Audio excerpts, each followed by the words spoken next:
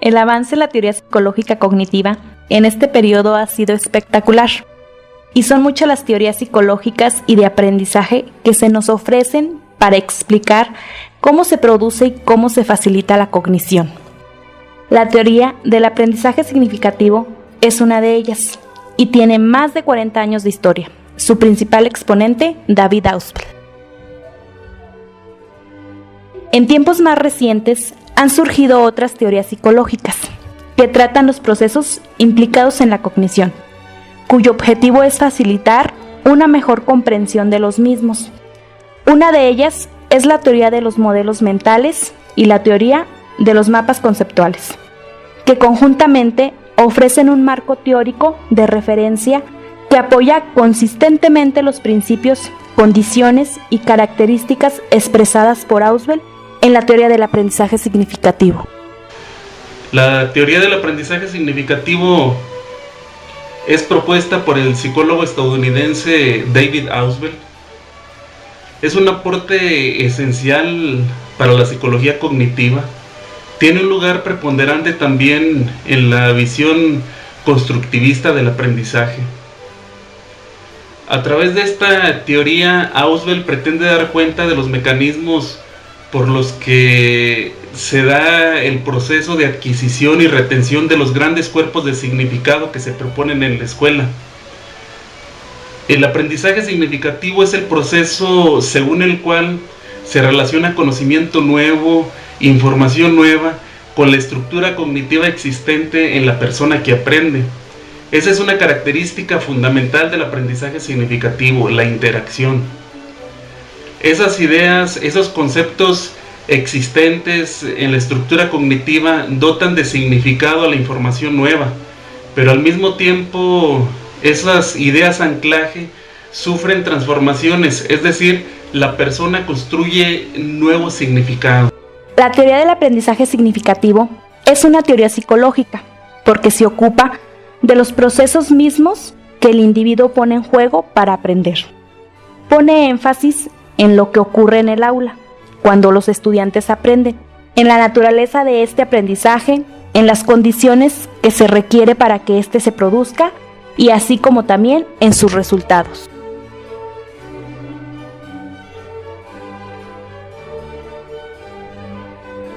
Toda teoría o todo planteamiento teórico tiene razón de ser en función del contexto en el cual se aplica.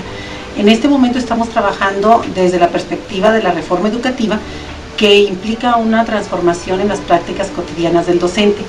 Esa transformación nos lleva a considerar la propuesta de Ausubel de aprendizaje significativo como una alternativa de trabajo absolutamente viable para el desarrollo o logro de competencias. Viable en tres sentidos. El primero de ellos, en el que la construcción del proceso de aprendizaje recae en el propio estudiante. O sea, eso de entrada es algo importante. El considerar que el estudiante es el constructor o arquitecto de su propio conocimiento desplaza la atención del docente o una atención magistrocéntrica a una atención focalizada en el aprendiz o en el estudiante. La segunda circunstancia que nos permite entender el aprendizaje significativo como una propuesta vigente radica fundamentalmente en el hecho de que el docente no desaparece de la acción educativa, sino que se convierte en un monitor, en un agente de transformación y en un vínculo entre los materiales de trabajo y la construcción del aprendizaje por parte del estudiante. Y esto nos llevaría a ese tercer momento que es el objeto de aprendizaje. El aprendizaje significativo adquiere significado, adquiere sentido en función del objeto en el cual está radicado el proceso de cognición. Y entonces cuando el niño interactúa con ese objeto, el significado que él construye es particular, es único y es propio del niño. Entonces ese objeto, en conjunto con las experiencias provocadas por el docente, le llevan al niño a la consolidación de un aprendizaje que le va a permitir desarrollar una competencia.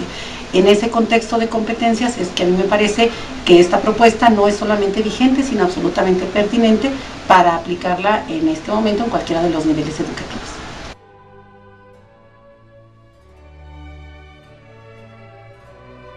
Hablar de aprendizaje significativo es hacer referencia a un concepto recurrente en el discurso de muchos de los docentes de los distintos niveles educativos. En un contexto marcado por la llamada reforma integral de la educación básica y la recién implementada reforma de educación normal, en el que pareciera que se promueve un nuevo cuerpo de conocimientos, ciertos conceptos inherentes al enfoque por competencias y metodologías didácticas alternativas, es innegable que la teoría del aprendizaje significativo es aún vigente. En distintos centros escolares, en reuniones de consejo, por ejemplo, directores y docentes hacen uso del concepto.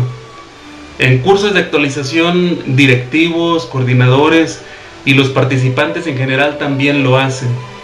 Aunque es necesario reconocer también que en ocasiones el uso es poco adecuado y en ocasiones hasta superficial, por lo que considero que es necesario profundizar en el concepto y sobre todo en las bondades que ofrece en la comprensión de los fenómenos educativos, en particular de los procesos cognitivos que ocurren en la mente de la persona que aprende al recibir información nueva. Lo que define y caracteriza a la teoría ausbeliana es el propio aprendizaje significativo, una etiqueta que está muy presente en el diálogo de los docentes y diseñadores del currículum, pero que en ocasiones se desconoce. El aprendizaje significativo es el proceso según el cual se relaciona un nuevo conocimiento o una nueva información con la estructura cognitiva de la persona que aprende de forma no arbitraria.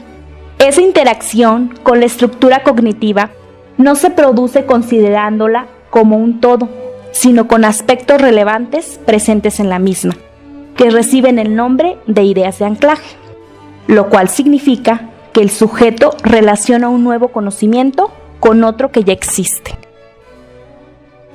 El aprendizaje significativo puede ser representacional de conceptos y proposicional. Respecto al primero de ellos, en el aprendizaje significativo representacional, se establece una correspondencia entre el símbolo y el objeto de referencia. Atendiendo a un ejemplo muy ilustrativo de Luz Rodríguez, para un niño el sonido perro representa a un perro concreto, a un perro que él conoce. Es decir, hay una equivalencia entre el sonido y el objeto de referencia.